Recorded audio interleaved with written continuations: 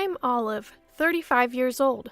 Since graduating from college, I've worked as an office clerk in the fashion industry. I've always been committed to my job, and it's been like my romantic partner.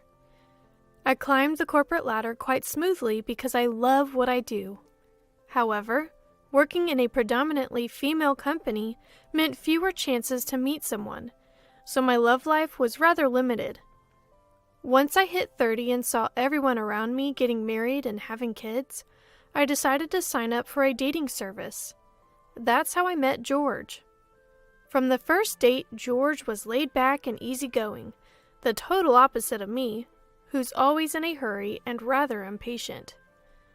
At times, I thought he was a bit unreliable, but then I realized that's something I can handle. I decided that George could fill the gap where I lack easygoingness and chose to marry him. George was raised by a single mother, but neither he nor his mom were interested in living together after we got married. The often told tales of mother-in-law and daughter-in-law conflicts had me relieved that neither of us wanted to live together. When I met my mother-in-law for the first time before our wedding, she seemed to be sizing me up with a critical stare. That confirmed my feelings that I didn't want to share a home with her. No living with my mother-in-law, and a new chapter begins with George as a married couple. We'll make compromises even when our values clash. That was my resolve. So, a month into our adjusted married life, something completely unexpected happened. "Hello, Olive. How are you? Still no baby? I want to see my grandchild already." "Hi, mother-in-law. It's been a while. What brings you here? What's in the bag?" "Oh, didn't George tell you? I've decided to move in." "What?" Of course, George had never mentioned any such plans to me. Both he and his mom had told me before our marriage that neither of them was interested in living together. So this was a complete curveball. "Hey, mother-in-law's here at the house. She says she's moving in. What's going on?" "What? Mom did mention feeling lonely, but I never heard anything about moving in. I mean, I told her it was okay if she felt too lonely, but living together?" I hid away to make the call, and when George said that, I unintentionally let out a "What? Why did you say it was okay to live together without discussing it with me? She probably got the wrong idea. Aren't these the kind of decisions we should be making together?" "Well, I thought having Mom around to help with chores might be nice." When I had greeted her at her home, the last thing I felt was that she could handle household chores. The kitchen was coated in dust, clearly untouched for a while, and the whole house was cluttered. It was nowhere near what you'd call neat. "I want to enjoy my lunch, so I'm gonna hang up now," he said, and abruptly ended the call. Just as I was getting used to life with George, the idea of adding mother-in-law to the equation was overwhelming. While I stood there in disbelief, my mother-in-law called me over, looking annoyed. "Olive, your stuff is in the way. Move it already, will you? Honestly, you can't raise a kid in such a cramped house."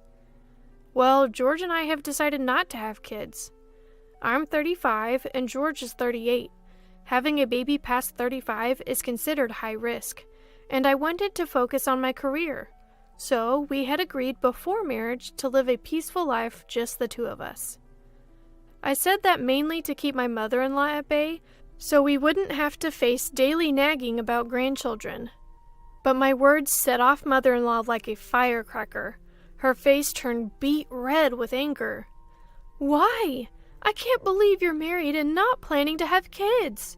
I raised George all by myself, and you say you want to live a spoiled life?" "I respect that you raised George while working, but we've decided—" "I don't want to hear your excuses. You're the worst daughter-in-law."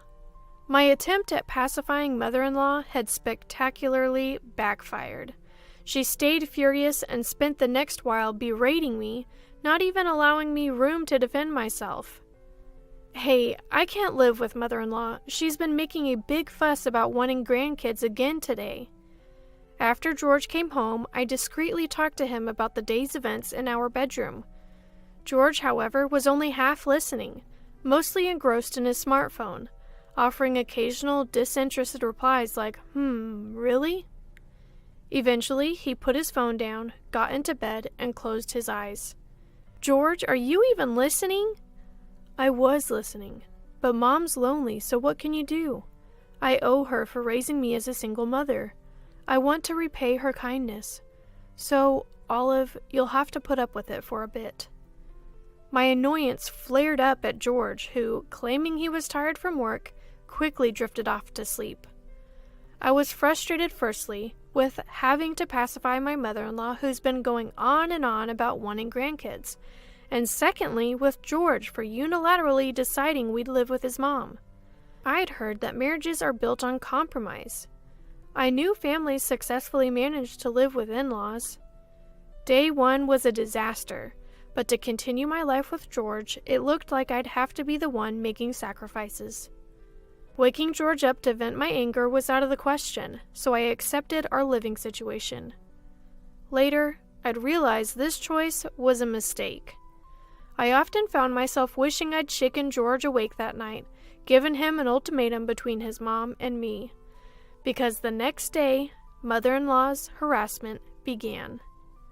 Olive, just because you work doesn't mean you can slack on housework. George and I are starving, so hurry up and make dinner. Okay. When I got home from work, George had already returned and was watching TV with mother-in-law in the living room. George isn't someone who can't cook. Before, if I came home late, he would have dinner ready for me. Yet today, for some reason, he'd done nothing. Even the dishes from the morning were still in the sink. He seemed to be enjoying a quiz show with mother-in-law while I was left to prepare dinner alone in the kitchen. When I finally laid out the meal on the table, mother-in-law twisted her lips in disapproval again. What's this? Mostly frozen food, huh? You think it's okay to feed this additive packed stuff to an elderly person? I'm sorry, I've been busy with work. Being busy with work is no excuse. Has George been eating like this every day since you got married? Poor guy. If his health goes south, it's on you. While mother-in-law angrily scolds me, spitting as she speaks, George quietly eats his meal. George, who side glances at the TV and seems to be enjoying himself while his wife is being yelled at by mother-in-law, doesn't seem like the George I know. Throughout dinner, mother-in-law never stopped complaining at me. A wife who can't even cook and won't have kids is the worst. George could have done so much better. Prioritize George and me over your job. She kept going on and on until I was so mentally worn down, I couldn't even understand what she was saying anymore. That night, I broke down crying in our bedroom. The thought of this life continuing was unbearable. George seemed surprised to see me cry. I told him I can't live with mother-in-law anymore, but George looked exasperated. My mom is important to me, so I want you to treat her with respect too, he said before falling asleep. I couldn't even muster a rebuttal to George and cried until I fell asleep. Life with mother-in-law, filled with nothing but suffering, continued as it was. George doesn't have to do a thing. Housework is a wife's job. Once mother-in-law said this, George truly stopped doing any chores. I continued to juggle work, household tasks, and being yelled at by mother-in-law. When mother-in-law found out George and I had separate finances, she started demanding money from me. You're my son's wife, so giving me an allowance is your natural duty. She demanded money with this ridiculous reasoning. I was so tired of being yelled at that I just gave her the money, thinking if it could be solved with cash, so be it. My home no longer felt like a place to relax.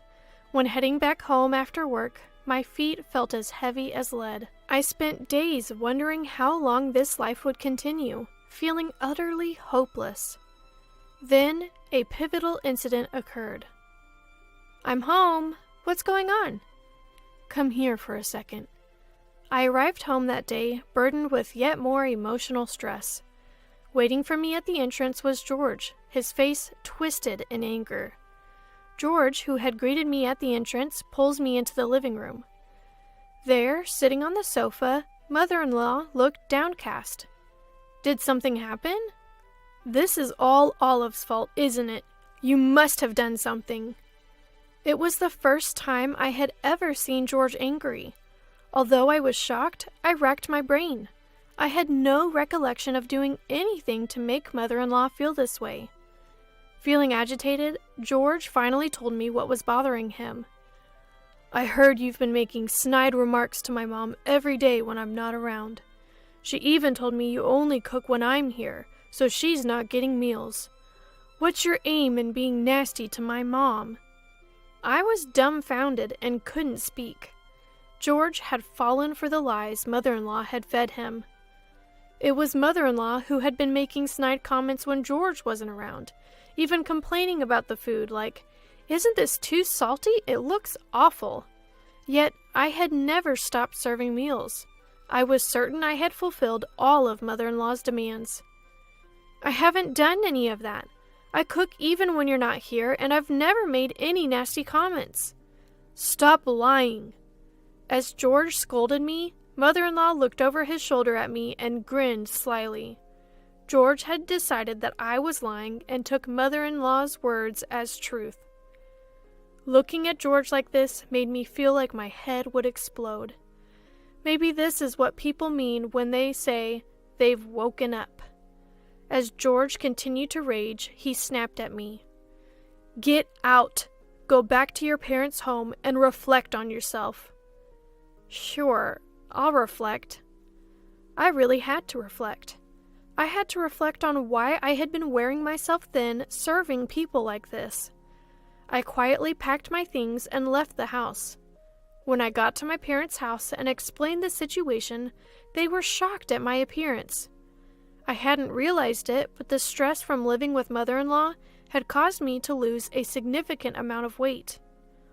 Holding me in her arms, my mom cried, "I wish I had never approved of this marriage." My dad said, "You don't ever have to go back." Luckily, my parents' home was a commutable distance to my job, so I took them up on their offer and started my life afresh at their house. Every now and then, I'd get an email from George checking in on me, but I left them all unread. As I worked hard and relaxed at my parents' home, I felt like I was breaking free from the brainwashing. I used to think that to keep my marriage to George, I had to endure whatever mother-in-law said. But a marriage with a husband who prioritizes his mother over his wife is not worth keeping. It took quite some time before I could look back and laugh at what a fool I'd been. Have you cooled your head yet? Yes, I feel much clearer now. Thanks for sending me back to my parents. Months passed and I returned to the house where George and mother-in-law lived. George was waiting at the front door. I smiled and headed toward the living room. Mother-in-law was seated, glaring at me as I entered. "You're late! Being away this long is unacceptable for a wife. You owe George and me an apology for what you've done and for leaving this house unattended." Mother-in-law spoke loudly, and George agreed as he sat next to her. Without sitting down, I pulled out some documents from my bag. I won't apologize. However, I don't want to make either of you uncomfortable anymore, so I've prepared this. Both George and mother-in-law's eyes widened when they saw the papers I placed on the table. The document was a pre-filled divorce application. Divorce? Hold on, Olive. I never thought about divorcing if you just apologized to my mom. Don't get it twisted. I'm the one who wants to divorce. I'm tired of being yelled at by mother-in-law every day and being treated like a maid. I thought I was doing it all for you, George, but it seems you care more about your mom than me. I don't see the need to value someone who doesn't value me. I realized that after clearing my head at my parents' house. I expected George to be shaken. However, I was surprised to see mother-in-law trembling as well. Now, Olive, calm down. Divorcing is a hasty decision. Maybe I've been harsh on you, but it's not that I hate you. I just wanted you to become a respectable wife. I don't want to become a respectable wife as you see it, so thanks, but no thanks. What's making you so nervous? Is it because you had a hard time without your free and limited housemaid for these few months? Mother-in-law couldn't argue with my statement. The house I'd kept clean despite all of mother-in-law's criticisms was a mess after just a few months of my absence. Clearly, housekeeping wasn't mother-in-law's strong suit. I came here today to deliver the divorce papers. If you're not willing to agree to the divorce, I've decided to consult a lawyer. Please mail it back as soon as you've signed. Goodbye. I left George and mother-in-law, both looking pale and downcast, and walked out of the house. Finally saying what I needed to say, I felt refreshed as I headed back to my parents' home. Shortly after, George promptly mailed me the completed divorce papers. I easily got my divorce and returned to a life where work is my primary relationship. I'm truly happy living life on my own terms now. As for George and mother-in-law, they seem to be living quietly in their dust-filled home. When I told the matchmaker who had set us up about our divorce, I was shocked to hear that George had re-registered with the dating service. He's apparently looking for a new housekeeper, but given his age and divorce history, his search for a life partner isn't going well. I had resigned myself to staying single forever after the ordeal, but recently a younger colleague told me he's interested in dating with marriage in mind. I'm unsure what to respond, but the truth is, I'm growing fond of this adorable, puppy-like person. We're in the stage of going on dates, and I have a feeling I'll end up being swept off my feet by this colleague. Here's hoping this marriage works out better than the last.